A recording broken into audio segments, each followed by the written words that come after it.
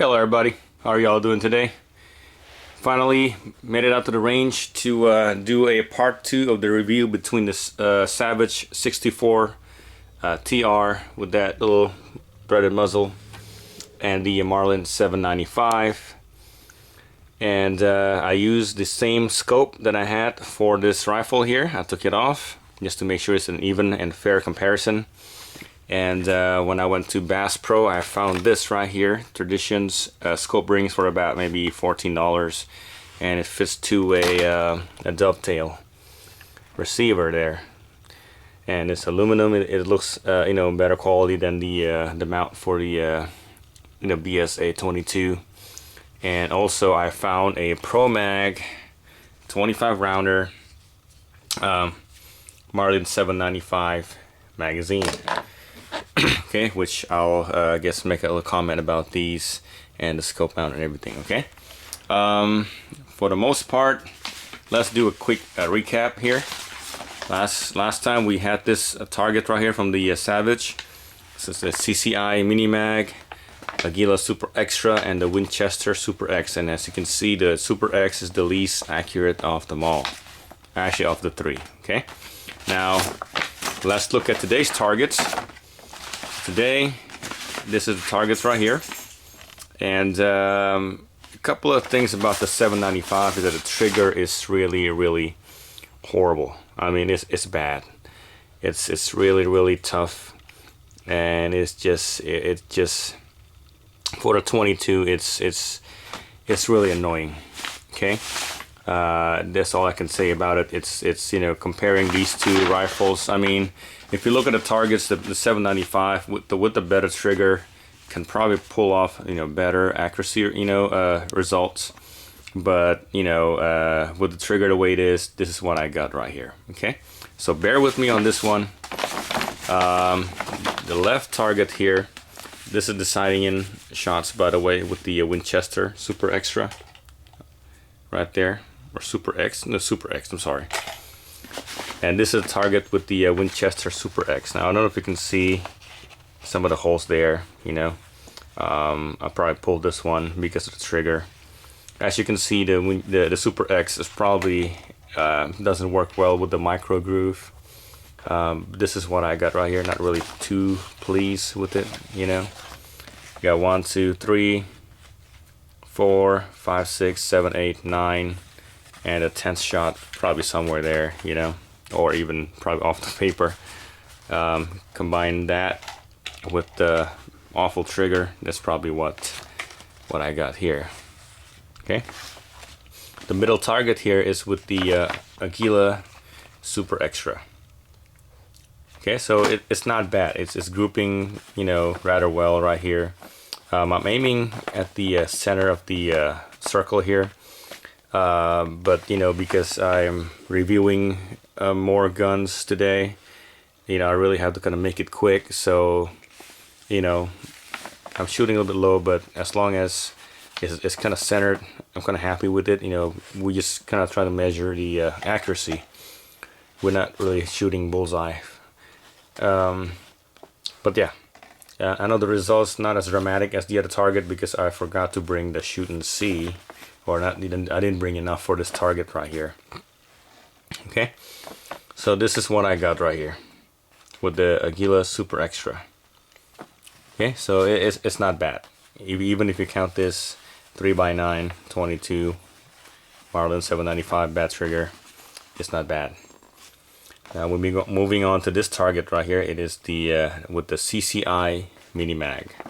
Okay, now this one could be a flyer. It could be because, you know, I just pulled it. You know, I was fighting horsefly and keep biting my ankle. You know, the shooting range was submerged from yesterday's rain, and you know, leaves like massive puddles everywhere. And I guess the fly just loved that environment, and it just keep biting my ankles. I'm wearing shorts today, and you know, it's kind of annoying. Have to kind of shake your legs and try to swat them off. But you know, in case you couldn't see well here because of the camera and the lighting, you got one shot there, 2, 3, 4, 5, 6, 7, 8, 9, and 10. Okay, so discounting the flyer here, I mean the majority of it is sitting right here. Okay, at 50 yards, there's probably almost, I would say, 1 MOA with 3x9. Okay, so the CCI has a better grouping, but then again, you know, the accuracy potential of this rifle could be improved if it has a better trigger. Okay, the trigger here in the break, I mean the wall is just, it's just heavy, you know. Anyways, is it fun to shoot? Yes, the Pro Mag works well. I've done two mags out of that trip, or the range trip, and it actually works, you know, well, no jam, no nothing, and I love it. You know, if you're just looking for like a cheap blaster, you just, you know, stick it in there and pop off 25 rounds, you know, I think, you know, this will do the job really well. Or if you want to spend the extra money to improve or get an aftermarket trigger, I guess you can do that too. And also just a quick note, the magazine here has some sharp edges. If you're trying to push down the round and insert the round, you know, you can dig into your thumb or your other hand as you're inserting the round in there. So the magazine, even though it's tough, you know, stamped steel, but it's a little bit rough, you know, as compared to this one right here. See if I can do one hand. It's actually a little bit better, not by much, but a little better.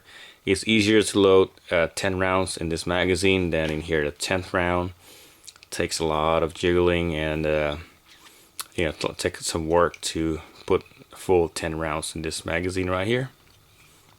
Okay, and this one actually drops free, and this one doesn't. Okay, so I guess the final conclusion, I guess, so what do you take out of it, you know, the takeout? Well, for the price I paid for this, I'm kind of happy. I bought it when it was on sale. The trigger breaks nice, you know, it has a better trigger than this for sure, and you know, it's fairly accurate from what you can see, you know.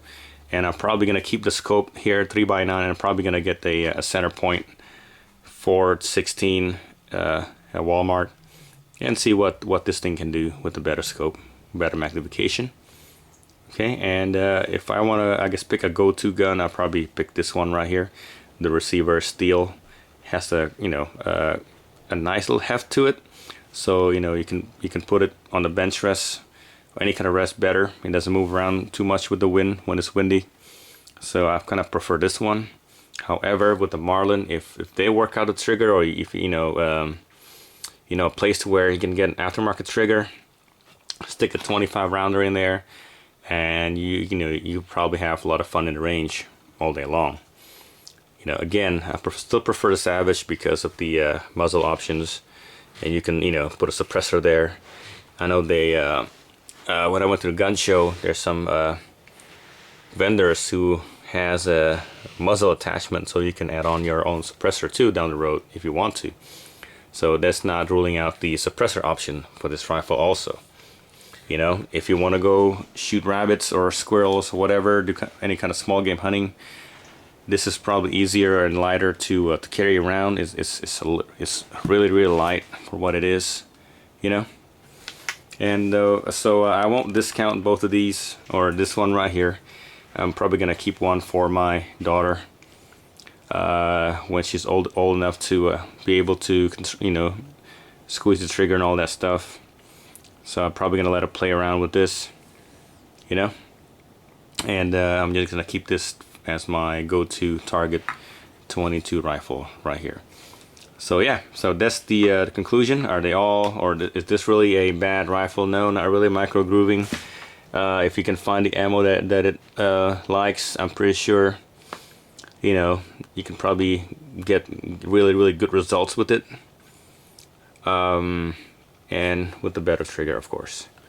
Okay, if not, I don't know how many more rounds I have to shoot to break the trigger in, you know. But anyway, so yeah, that's what I think about it.